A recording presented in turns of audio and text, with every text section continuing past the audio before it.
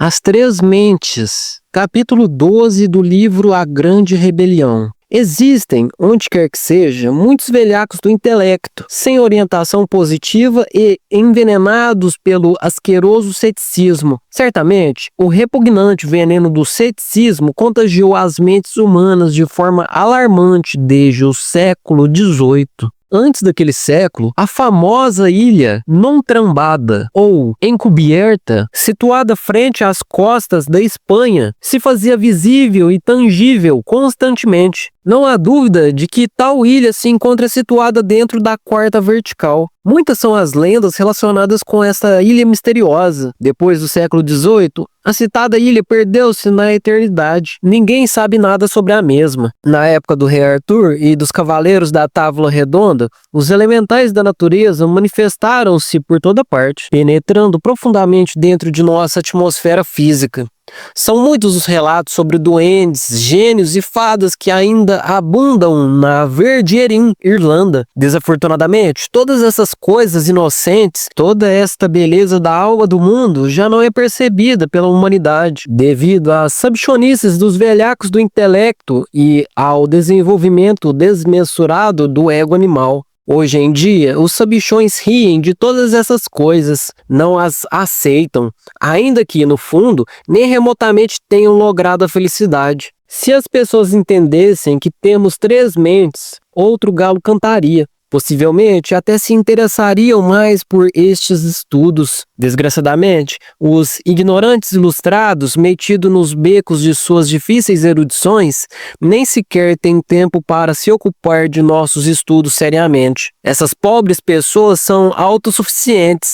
Acham-se envaidecidas com o vão intelectualismo, pensam que vão pelo caminho reto e nem remotamente supõem que se encontram metidas num beco sem saída. Em nome da verdade, devemos dizer que, em síntese, temos três mentes. A primeira, podemos e devemos chamá-la de mente sensorial. A segunda, batizá-la-emos com o nome de mente intermediária. A terceira, chamaremos de mente interior. Vamos agora estudar cada uma dessas três mentes em separado e de forma judiciosa. Inquestionavelmente, a mente sensorial elabora seus conceitos de conteúdo mediante as percepções sensoriais externas. Nestas condições, a mente sensorial é terrivelmente grosseira e materialista. Não pode aceitar nada que não foi demonstrado fisicamente. Como os conceitos de conteúdo da mente sensorial têm por fundamento os dados sensoriais externos, indubitavelmente nada pode saber sobre o real, sobre a verdade, sobre os mistérios da vida e da morte,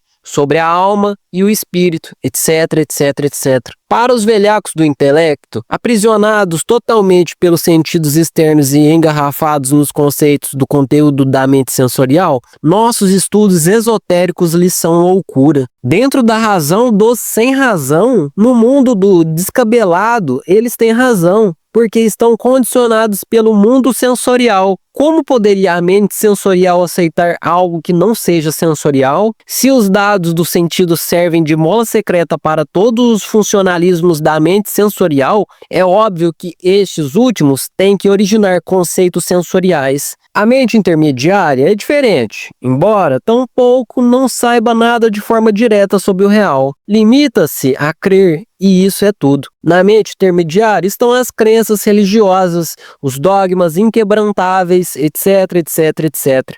Mente interior é fundamental para a experiência direta da verdade. Indubitavelmente, a mente interior elabora seus conceitos sobre conteúdo com os dados proporcionados pela consciência superlativa do ser. Inquestionavelmente, a consciência pode vivenciar e experimentar o real.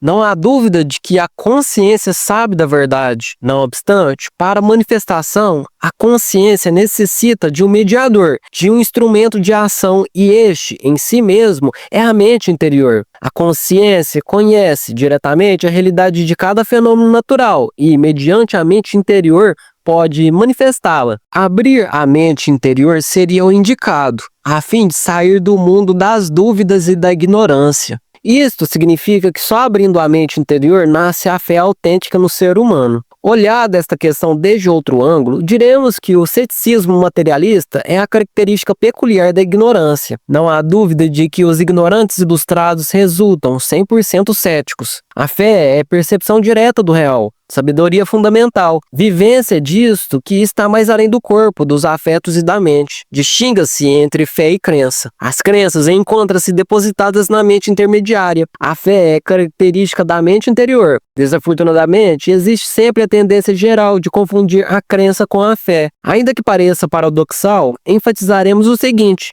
aquele que tem fé verdadeira não necessita crer. É que a fé autêntica é sapiência vivida, cognição exata, experiência direta. Sucede que durante muitos séculos confundiu-se a fé com a crença e agora custa muito trabalho fazer compreender às pessoas que a fé é sabedoria verdadeira e nunca vãs crenças. Os funcionalismos sapientes da mente interior têm, como molas íntimas, todos estes dados formidáveis da sabedoria contida na consciência. Quem abriu a mente interior recorda suas vidas anteriores, conhece os mistérios da vida e da morte, não pelo que tenham lido ou deixado de ler, não pelo que outro haja dito ou deixado de dizer, não pelo que tenha acreditado ou deixado de crer, senão por experiência direta, vivida, terrivelmente real. Isto que estamos dizendo não agrada a mente sensorial, não pode aceitá-lo porque sai de seus domínios. Nada tem a ver com as percepções sensoriais externas, é algo alheio a seus conceitos de conteúdo,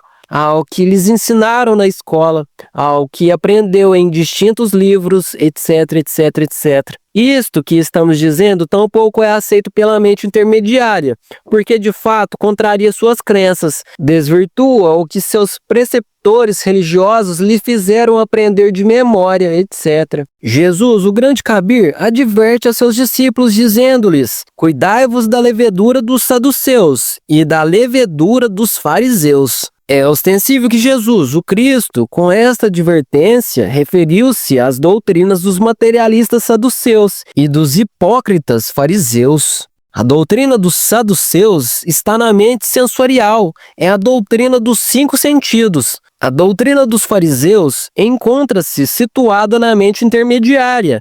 Isto é irrefutável, irrebatível. É evidente que os fariseus concorrem a seus ritos para que outros os vejam, para que se diga deles que são boas pessoas, para aparentar ante os demais, mas nunca trabalham sobre si mesmos. Não seria possível abrir a mente interior se não aprendêssemos a pensar psicologicamente. Inquestionavelmente, quando alguém começa a se observar a si mesmo, é sinal de que começou a pensar psicologicamente. Enquanto não se admita a realidade de sua própria psicologia e a possibilidade de mudá-la fundamentalmente, indubitavelmente não se sente a necessidade da autoobservação psicológica. Quando se aceita a doutrina dos muitos e se compreende a necessidade de eliminar os distintos eus que se carregam em sua psique, com o propósito de liberar a consciência, a essência, indubitavelmente, de fato e por direito próprio, se inicia a autoobservação psicológica. Obviamente, a eliminação dos elementos indesejáveis que em nossa psique carregamos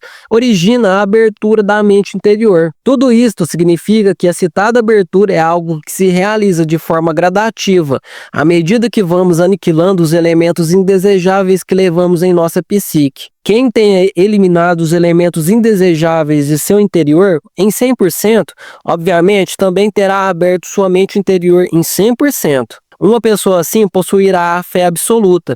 Agora compreendeis as palavras do Cristo, quando disse: se tivesseis fé como um grão de mostarda, movereis montanhas.